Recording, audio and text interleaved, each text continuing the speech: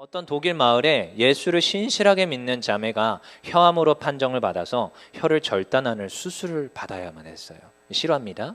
의사나 간호원들은 수술을 하기 직전에 그녀에게 묻습니다. 이제 마지막으로 하고 싶은 말이 있습니까? 그들은 그 자매에게 혀를 잃기 전에, 그러니까 잃어버리기 전에 마지막으로 하고 싶은 말을 물은 거지요. 근데 그녀는 마지막으로 이런 감격스러운 아름다운 고백을 남겼습니다. 주 예수님, 주님의 은혜가 이미 저에게 족합니다. 제가 주 예수님을 진심으로 사랑하며 찬양합니다. 라는 말을 하고 혀를 어쩔 수 없이 잘라냈다고 합니다. 그럼에도 이러한 그 목소리의 고백은 못하지만 글의 고백들은 여전히 남기면서 아름답게 생을 마감했다고 합니다. 여러분 이런 걸 볼 때 여러분 마지막에 무엇을 외치고 죽을 것인가 이런 생각 해보십니까? 저도 이제 마지막에 나는 어떠한 삶, 저의 이제 소망은 앞에서 설교하다가 순교하는 거예요. 옛날에 이제 여러 가지 이제 신학생들도 여러 가지 진로를 고민을 합니다. 야, 선교사님 나가야 되나? 난 여기서 목사를 해야 되나? 특수사역을 해야 되나? 나는 청소년부의 비전이 있어. 특수사역을 해야 되나? 아니면 나는 저기 교도소 사람들을 갱생시키는 그쪽으로 가야 되나? 여러 가지 그런 진로들이 있습니다. 그냥 거기 신학교 나온다고 그냥 다 목사 되는 거 아니에요. 여러 가지 진로가 있습니다. 고민을 하지요. 저도 처음에 나도 선교사 나가봐야지 하면서 이제 선교단체에 들어갔는데 여기는 아니구나 하고 돌아온 케이스인 거예요. 저는 그래서 사람들을 세워놨더니 다 어디로 뿔뿔이 흩어지고 다 사라지더라고요. 그래서 아니구나, 나는 사람을 세워야 되는구나 하면서 이제 깨닫고 그래서 이제 목회학을 더 전공을 하고 그래서 목사 안수를 받아야겠다 해가지고 신대원으로 진학하게 된 겁니다. 여러 가지가 있는데요, 저의 꿈은 뭐냐? 앞에서 설교하다가 죽는 겁니다. 간단하지 않아요? 그래서 이런 말을 이제 볼 때, 이런 이야기를 들을 때 마지막에 혀 자르기 전에 무슨 말을 할 거냐? 저도 무슨 말을 할 거냐? 마지막에 나의 생명이 다 하는 그날 무슨 말을 하다가 그 생을 마감할 것이냐? 이런 생각 해보지 않습니까? 저는 늘 그런 생각을 한번 해봅니다. 그래서 나의 그 죽음, 나의 앞으로의 그 마지막은 어떤 것일까? 그리고 특별히 시대적 상황 속에서 내가 어떠한 것을 타협할 때 타협을 해야 되나 말아야 되나 이런 여러 가지 고민들을 많이 하면서 나의 그것이 마지막이 될 수도 있다는 그런 생각도 늘 하게 되지요. 제가 이때까지 참 사역을 할 때 귀한 것들은요, 지난번에도 얘기했지만 제자들이 잘 성장하고 그가 하나님 앞에 쓰임받고 있을 때 전 참 귀함을 느낍니다. 그래서 뿌듯하고 마음의 위로와 감동과 내가 사역하는 그 보람을 느끼지요. 어쩌면 앞선 지도자들은 다 그런 것을 느끼겠습니다. 우리 유치부 선생님, 또 아동부 선생님, 중고등부 선생님, 다 선생님들의 그런 뭐가 있겠습니까? 남는 게. 근데 아이들이 잘 자라나고 믿음으로 잘 성장하는 걸 볼 때 그것이 어쩌면 저희에게 면류관이겠지요. 어느 날 그 아이가 잘 자라서 저에게 찾아오겠다고 전화가 왔습니다. 그래요, 한번 와봐 해가지고 이제 오게 됐지요. 근데 이 친구가 이제 자동차 회사에 들어가서 돈 잘 벌고 좋은 차 끌고 이제 결혼을 준비하는 친구입니다. 그러더니 이제 지가 이제 돈이 많다 이거예요. 옛날에는 제가 많이 사줬는데 이제는 자기가 돈이 더 많으니까 저를 소고기 사주겠다고 합니다. 그래, 그럼 소고기 먹으러 가자 해가지고 소고기를 먹었어요. 소고기 먹으면서 이제 이야기를 들어보니까 정말로 이제 정말 건전하게 잘 자라나서 신앙생활도 잘하고 있고 11조 생활도 잘하고 있다고 하니 얼마나 기쁨이 너무나도 넘치는지 모릅니다. 근데요, 사역하다가 이런 기쁨만 넘치는 게 아니라 때로는 속 썩는 일들도 많습니다. 때로는 저랑 안 맞는 사람들도 많습니다. 네, 그래서 때로는 저를 힘들게 하는 사람도 많습니다. 제가 PK 가정에서 자라나다 보니까 그런 걸 많이 겪었었어요. 그래서 그거 아시죠? 그 목회자 가정에 상처 진짜 많이 받습니다. 여러분들은 나도 상처 받아 이럴지 모르겠지만 여러분들은 1인이지만 수많은 가정이 있습니다. 그래서 많이 좀 상처를 받았었어요, 어렸을 때. 물론 지금 다 회복했지만 지금도 그런가요? 잘 돌아봅시다. 아무튼 이러한 기쁨도 있지만 때로는 아픔도 있고요, 때로는 나를 힘들게 하는 사람도 있지만 나에게 기쁨도 주는 사람, 아무튼 사역하는 그 가운데서 여러 가지가 공존합니다. 근데 이 다윗도, 오늘 등장하는 이 다윗도 사실은 다윗과 함께 했던 자들과 있지만 때로는 다윗을 못살게 굴었던 자들이 있다라는 거예요. 다윗을 못살게 군 대표적인 인물이 또 있지요. 사울 왕이라는 사람. 그 사람이 얼마나 그 다윗을 죽이려고 했습니까? 쫓아다녔지요. 그렇게 못살게 구니까 이 다윗이 도망갑니다. 근데 어디로 도망갔어요? 아둘람 굴로 도망갔습니다. 이제 뒤에 가보시면은 사무엘상 22장 1절에 보시면, 준비됐나요? 사무엘상 22장 1절. 그러므로 다윗이 그곳을 떠나 아둘람굴로 도망하매. 그쵸? 아둘람굴로 도망갔습니다. 그쵸? 제가 지난번에도 얘기했지만 아둘람 공동체라는 게 생겼습니다. 그래서 거기로 도망갔는데 거기에 누가 있느냐? 22장 2절에 보니까 환난당한 모든 자와 빚진 모든 자와 마음이 원통한 자가 다 그에게로 모였고 그는 그들의 우두머리가 되었는데 그와 함께한 자가 400명 가량이었더라. 그 아둘람 공동체 그 모인 자가 몇 명이라고요? 400명. 자, 이들은 이 다윗에게 힘이 되는 인물일까요? 기쁨이 되는 인물일까요? 아니면 이 다윗을 괴롭혔던 인물일까요? 알지요? 힘이 되고 기쁨이 되는 인물들입니다. 사실은 근데 그들의 면면은 다 무엇이었는지 아십니까? 환난 당한 자와 빚진 자와 마음이 원통한 자들이 모였던 것입니다. 사실 그들은 뭐 그렇게 뛰어나고 그들이 뭐 그렇게 막 마음에 그런 기쁨과 감사가 넘치며 정말 온실 속의 화초처럼 자란 자들이 온 것이 아니라 상처투성이인 자들이 사실 그 아둘람굴로 도망해 왔습니다. 이게 어떻게 보면 이 아둘람 공동체는요, 교회의 모습을 가지고 있습니다. 여러분, 제가 어릴 때부터 봐온 그 교회들은요, 교회 안에는요 수많은 상처받은 자들이 모이는 곳입니다. 그래서 새 가족들이 기대를 합니다. 내가 그래도 교회에 왔는데 교회 사람들은 인격적으로 뛰어나고 성품도 좋고 다들 이렇게 건강한 그런 신앙들을 다 가지고 있을 거라고 착각을 하는 경우가 있어요. 근데 저는 이제 압니다. 실상을. 교회는 꼭 그렇지만은 않습니다. 굉장히 많이 상처받은 자들이 많고요, 굉장히 가시가 돋친 자들이 많습니다. 그래서 가지 돋친 자들은 꼭 도순도시 같이 옆에도 찌르고 돌아다닙니다. 근데요, 그게 교회라는 거예요. 사실 교회의 모습은 그러했습니다. 오늘 이 다윗이, 얘들아 조용히 해, 하영아 조용히 해 이런 애들이 있습니다. 원래 이렇게 아이들은 좀 떠들면서 예배를 드려야 되는 거예요. 그게 정상입니다. 아무튼 마음이 원통한 자, 환난당한 자, 빚진 자들이 넘쳐나죠.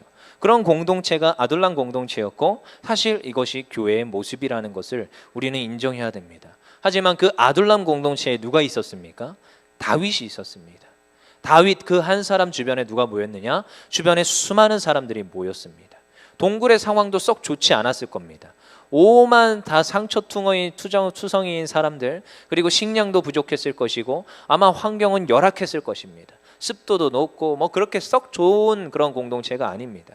하지만 그럼에도 그곳에 모인 자들은 서로가 서로의 상처들을 받아주고 서로가 서로의 상처들을 치유해주는 사람들이었습니다. 그래서 그 아픈 자들이 모여서 그 자들이 서로 치유하고 서로가 서로를 격려하며 살아가는 것이 아둘람 공동체이고 교회라는 것입니다. 그래서 우리가 잘 알아야 되는 것이, 여러분, 저는 항상 그렇게 PK 가정에서 자라나면서 상처를 많이 받았다고 했지만 나중에 어느 정도 수준에 이르러서는 이제 도가 텄습니다. 그래서 내가 이제 상처 받으면 안 되는구나, 그걸 깨달았어요. 그래서 제가 어쩔 때는 조금 쌀쌀 맞습니다. 왜냐? 상처 받으면 안 되니까. 왠지 아세요? 상처 주지 않고 아이 혼내기 뭐 이런 책도 있고요, 상처 주지 않고 여자친구와 헤어지기, 다치지 않고 상처 주지 않고 말하는 기술, 이런 이상 책들이 되게 많습니다. 실제로 많습니다. 뭐 미움받을 용기 뭐 이런 책도 있을 것이고.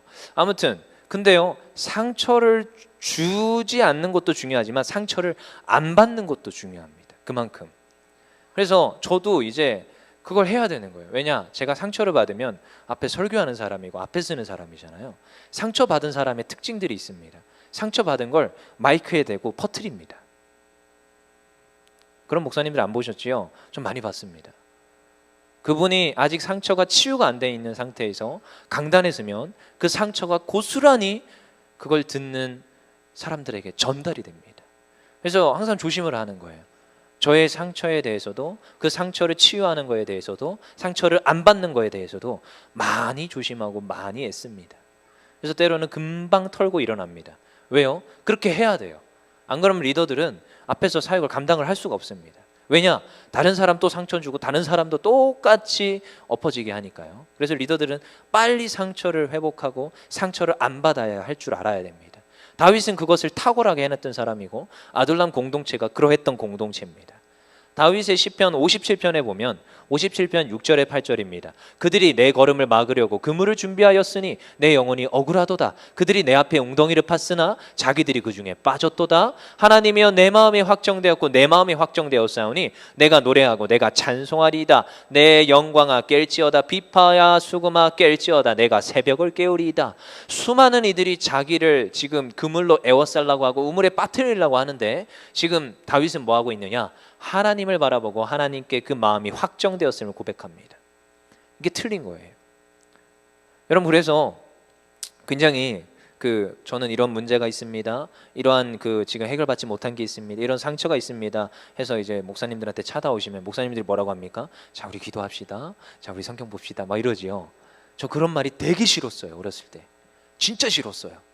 어떻게 나는 지금 아파 죽겠는데 지금 가시에 찔려가지고 피가 철철철 흐르는데 무슨 기도합시다 그거 해결도 안 되는 거 가지고. 근데요, 지나고 나서 보니까 그게 해결이더라고요. 결국 그 상처는요, 아무는 방법은요, 그 치유해 줄 수 있는 그분한테 오는 방법밖에 없어요. 그래서 기도하자고 하는 거고 하나님 앞에 가자고 하는 거예요. 그래서 주변에 아무리 뺑글뺑글 돌아도 그 문제는 해결되지 않는데 하나님 앞에 오면 그 문제가 본질적으로 해결은 안 된 것 같은데 그 상처가 치유함 받습니다. 이상하지요. 여러분, 그래서 우리가 이 아둘람 공동체를 바라볼 때 내가 상처를 주지도 않고 내가 상처도 받지도 않아야 됨을 깨닫게 됩니다. 다윗이 그렇게 했고 그 수많은 자들이, 상처받은 자들이 거기서 그것을 극복하였습니다. 무엇을 확신했습니까? 하나님의 함께하심, 하나님을 신뢰하고 하나님을 의지했습니다. 그랬을 때 그들은 그 모든 것들을 이겨낼 수 있더라는 거예요. 많은 사람들이 부부의 연을 맺습니다. 처음에는 아마 사랑했을 겁니다. 너무너무 사랑했겠지요. 저도 지금 너무나도 사랑하는데 그 이전이 더 사랑했던 것 같아요. 지금도 근데 너무너무 사랑합니다. 근데요, 그건 알잖아요. 연애 초반 때와 지금 결혼하고 나서 이후의 그 상태가 또 다른 그런 게 있습니다. 하지만요, 여러분, 근데 누군가 그럽니다. 사랑은 뭐라고 하죠? 우리 고린도전서에서 말하는 그 사랑장. 사랑은 뭐라고요? 오래 참고 오래 참아야 됩니다. 옛날에 그냥 사랑해서 마냥 좋았는데 이제 사랑은요 뭐냐면 오래 참아야 됩니다. 오죽했으면 성경에서는 사랑에 대한 정의를 오래 참음이라고 하고 있습니다. 인내해야 되고 사랑해야 됩니다. 왜 그렇다고요? 그것이 사랑의 본질이기 때문에. 하나님께서도 우리를 너무 사랑하시기 때문에 지금 당장 불로 심판하지 않습니다. 오래 참고 기다리십니다. 더 많은 이들이 하나님 앞에 돌아오기를 바라시면서 지금도 오래 참으시는 분이 하나님이시라는 거예요. 부부도 그러합니다. 그 사랑을 이어나가고 지켜나가야 되는데 어떻게 해요? 오래 참고, 진짜 오래 참고. 여러분, 하나님이 주신 꿈, 하나님께서 우리에게 주신 비전, 그것을 이룰 때 하나님, 제가 하나님 너무 사랑합니다. 근데 그 사랑 가운데서 내가 상처받을 수도 있고 내가 힘겨울 수도 있고 때로는 이 시대적 상황 속에서 때로는 내려놓고 싶을 때도 있습니다. 하지만 그때 어떻게 해야 되는지 아십니까? 오래 참고. 왜요? 하나님을 내가 사랑하니까. 그래서 인내하고 견디고 지금은 당장 아무것도 안 보일지라도 그 하나님을 신뢰하고 그 하나님을 확신하며 그 하나님을 바라보며 걸어가는 것이 우리의 신앙입니다.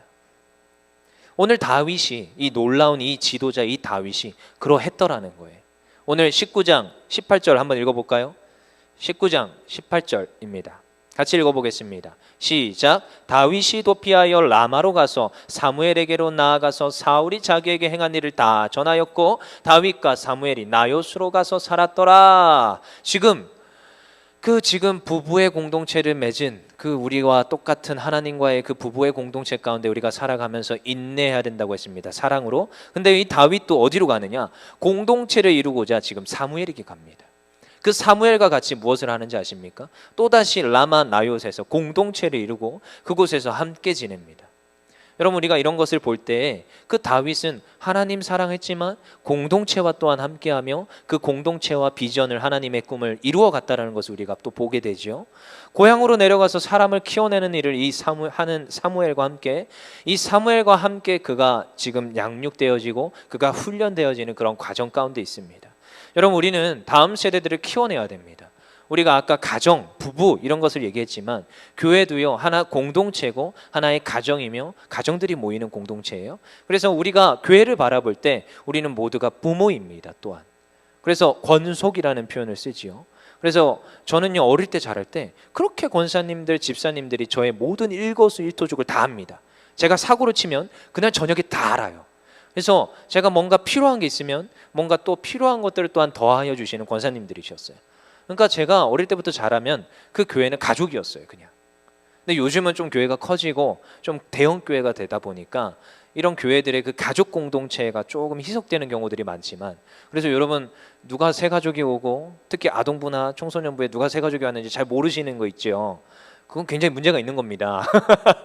새로운 친구가 오고 또한 잔결자가 발생하면 모든 가족이 다 움직여서 그 친구들을 어떻게든 간에 케어했던 모습이 그 가족 공동체 교회의 모습이었습니다.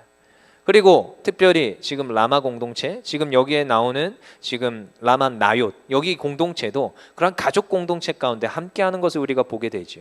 이 지금 라마 공동체는 어떠한 모습을 취하고 있느냐? 사무엘이 함께하고 있습니다. 사무엘. 다윗이 지금 어디로 도피했다고요? 사무엘이 기거하는 곳으로 내려갔습니다. 사무엘이. 라마 나얏이 중요한 게 아니라 누가 함께하는 곳? 사무엘이 기거하는 곳. 여러분, 그래서 이 다윗에게는 일종의 영적 스승이 있었어요. 여러분, 이게 되게 중요합니다. 여러분들에게 영적 스승이 있습니까? 뭐 하나같이 전 담임 목사님이요 이러시면 정말 할렐루야입니다. 너무 감사한 거지요. 그렇습니까? 아멘, 할렐루야. 저도 영적 스승이 어릴 때부터 저희 아버지였고, 지금 여기에 와서 지금 담임 목사님한테 지도를 받으니까 담임 목사님이 저의 영적 스승이지요. 그래서 영적 스승이 있다라는 것을 기억합니다. 다윗은요, 영적 스승과 함께 했어요. 그곳이 왜 라마 나얏이 좀 특별한 이러한 사건들을 기록하느냐?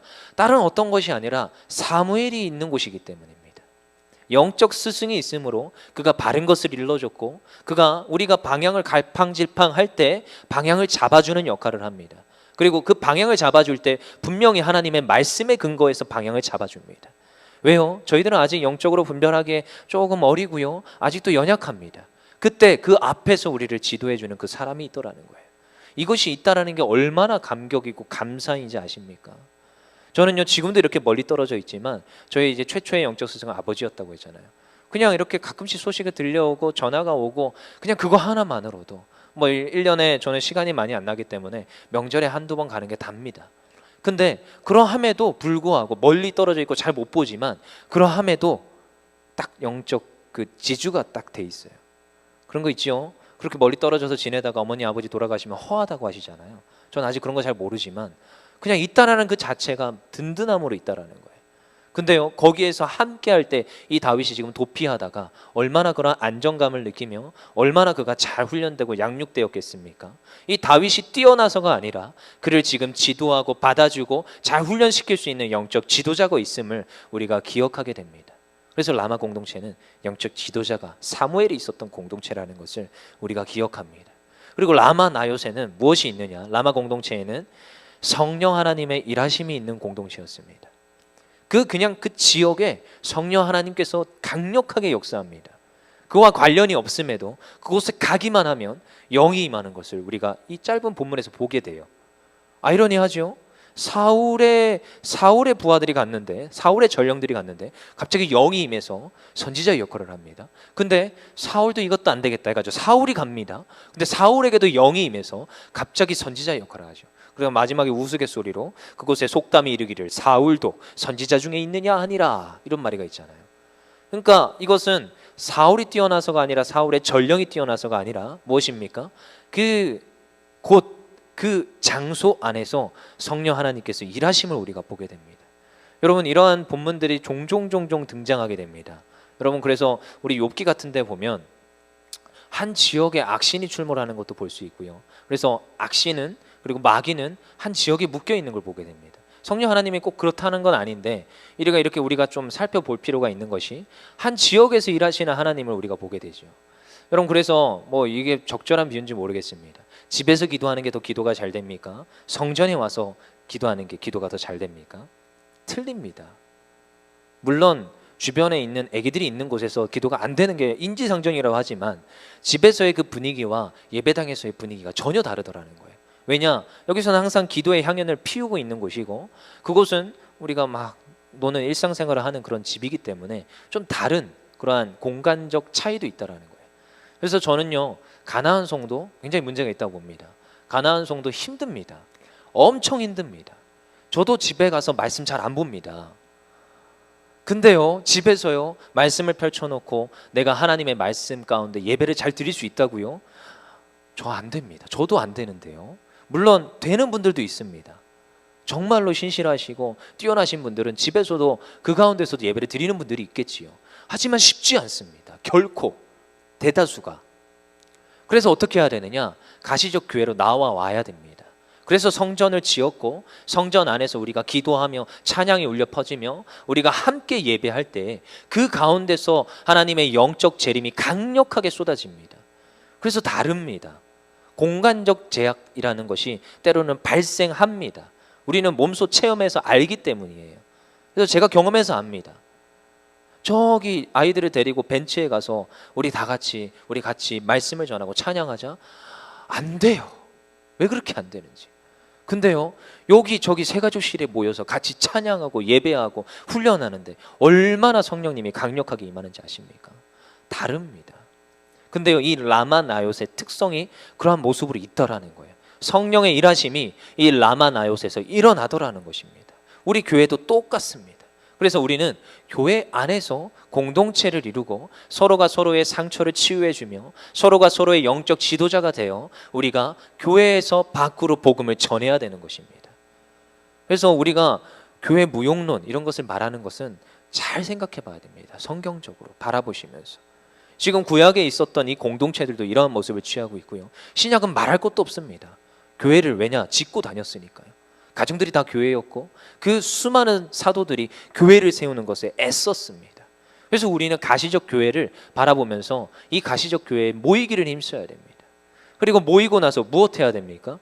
성령의 충만함을 구하셔야 됩니다.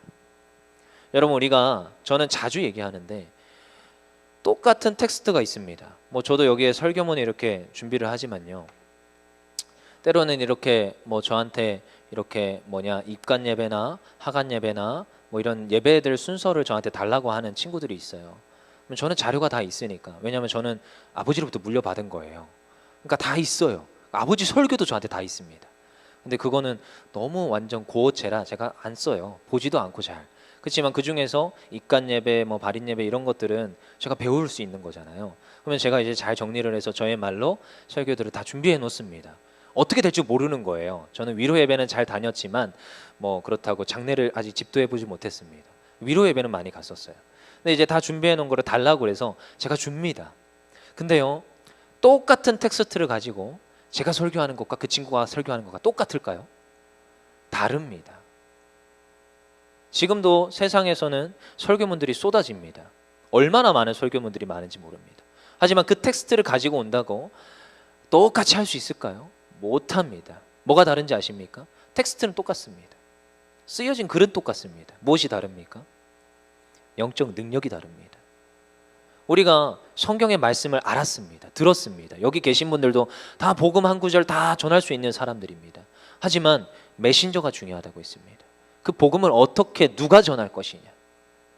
바울이 전한 것이 다르고 베드로가 전한 것이 다릅니다. 우리는 그들을 쫓아가기가 쉽지가 않습니다. 근데 무엇이 다릅니까? 영적 능력이 다르더라는 거예요. 영적인 파워가 다릅니다. 그것은 어떻게 합니까? 어느 순간 왕도가 생겨가지고 딱 했더니 갑자기 영적 능력이 나타납니까? 전혀 그렇지 않습니다. 우리가 지금 이 코로나 시대에 무엇을 준비해야 됩니까? 우리 이 공동체를 이루어야 될 것이고, 라마 공동체, 아둘람 공동체 너무나도 좋은 모습들이지요.